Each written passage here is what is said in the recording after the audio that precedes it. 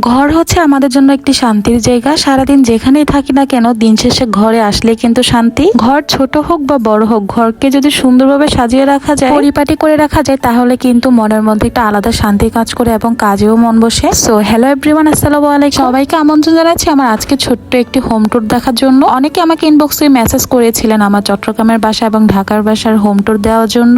সবাই এর মধ্যে জানেন আমি ঢাকায় থাকি আর শ্বশুর শাশুড়ি থাকে চট্টগ্রাম চকবাজারে থাকে। এখানে আমার শ্বশুর শাশুড়ি এবং আমার দেবর থাকে। ওখানে বাবার জবের সুবিধার্থে আমরা ঢাকা থাকি। এদিকে যার ভাষা রোমান চলে যাওয়ার কারণে শ্বশুর শাশুড়ি একা হয়ে গিয়েছে, তাই আমাদেরকে কিছুদিন পরপরই আসা যাওয়া করতে হয়। যেহেতু এখানে থাকা হয় না, তাই আমি ওরকম ভাবে সাজায় রাখতে পারি না, কারণ শাশুড়ি যেহেতু একটু বয়স হয়েছে, উনি আর ওরকম পরিশ্রম করতে পারে না। তারপরে যতটুকু দেখেছি আলহামদুলিল্লাহ। প্রথমেই দেখতে পেয়েছেন ওটা হচ্ছে ড্রয়িং স্পেস। এর মধ্যে যেখানে পর্দা লাগানো আছে ওখানে ইন্টেরিয়র ডিজাইন করা ছিল, তবে ইন্টেরিয়র ডিজাইনের যে কাঠগুলো ওখানে উই পোকা ধরার কারণে কাঠগুলো ফেলে দিতে হয়েছে, তাই আবার এখানে পার্টিশন হিসেবে পর্দা দিতে হয়েছে। কারণ দেখা যাচ্ছে গেস্ট আসলে ড্রয়িং রুমে যখন বসে তখন ভিতরের রুমে সবকিছু দেখা যায়, তাই পর্দা দিতে হয়েছে। এদিকে কিছুদিন আগে আমি আমার ডাইনিং টেবিলটা ঢাকায় নিয়ে গিয়েছিলাম। আমি অবশ্য আমার সব ফার্নিচার ঢাকায় নিয়ে যাইনি, চট্টগ্রামে আছে, জাস্ট ডাইনিং টেবিলটা ঢাকা নিয়ে যাওয়া হয়েছে। আর একটি সোফা নিয়ে গিয়েছিলাম। এদিকে 3টি সোফা আছে আর একটি সোফা ঢাকা নিয়ে গিয়েছি। ঢাকার বাসাটা মোটামুটি ছোট হওয়ার কারণে সব ফার্নিচারও নিতে পারতেছি না, আর এদিকে নিয়ে গেলেও দেখা যাচ্ছে আমরা যেহেতু আসা যাওয়ার মধ্যে আছি, দুই জায়গায় মোটামুটি ফার্নিচারের দরকার আছে, তাই ওসব চিন্তা করে সব ফার্নিচার নিয়ে নিই। এটা হচ্ছে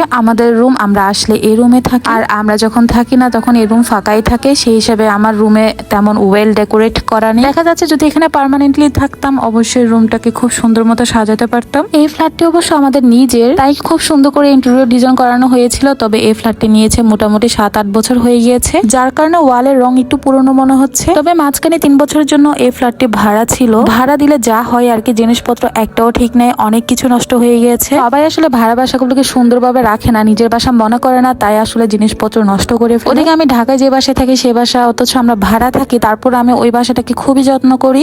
আমরা যেহেতু থাকি অবশ্যই বাসাটাকে খুব সুন্দর মতো যত্ন করা উচিত, যেহেতু আমরা থাকি, আমরা তো মানুষ আর গরু ছাগল না। কিন্তু কিছু কিছু মানুষ ভাড়া বাসাকে নিজের বাসা মনে না করার কারণে বাসাটাকে গরুর বাসার মতো করে রাখে। আসলে অনেক রাগ থেকে এসব কথা বলা। আমি আসলে সব রুম দেখাতে পারছি না, কারণ এখানে আমার শাশুড়ির রুম আছে, দেবরের রুম আছে, পুরো বাসা আসলে দেখানো সম্ভব না, তাই আমি যতটুকু সম্ভব দেখানোর চেষ্টা করেছি। এই বাসায় টোটাল 3টা বেডরুম আছে আর ডাইনিং স্পেস। মোটামুটি ধরা যায় 1300 স্কয়ার ফিটের একটা বাসা। আমার রুমের সাথে যে ব্যালকনিটা আছে, ব্যালকনিটা অনেক বড়, বলা যায় ছোটখাটো একটা বেডরুম বানানো যেত। আসলে এত বড় ব্যালকনির দরকার হয় না। তো যাই হোক, আমার রুম থেকে বের হওয়ার পরপরই কিন্তু কিচেন মোটামুটি ভালোই বড় সড়ো আছে। মেয়েদের জন্য কিচেন একটু বড় হলে কাজ করতে সুবিধা হয়। আমি আমার পার্সোনাল অপিনিয়ন শেয়ার করি, এই ইন্টেরিয়র ডিজাইন গুলো কিচেনে করানো একদমই উচিত না, তাতে করে তেলাপোকা এবং বিভিন্ন টিকটিকি, বিভিন্ন পোকামাকড়ের পরিমাণ বেড়ে যায়। দেখতে সুন্দর লাগলে কিন্তু টিকটিকের জন্য খুবই অস্বস্তিকর অবস্থায় পড়তে হয়। তো যাই হোক, কিচেন থেকে বের হওয়ার পরে এক পাশে হচ্ছে আমার দেবরের রুম। সব রুম আসলে ভিডিও করা পসিবল না। তো এই ছিল চট্টগ্রামের বাসার ট্যুর। ঢাকা গিয়ে ইনশাল্লাহ ঢাকার বাসার ট্যুর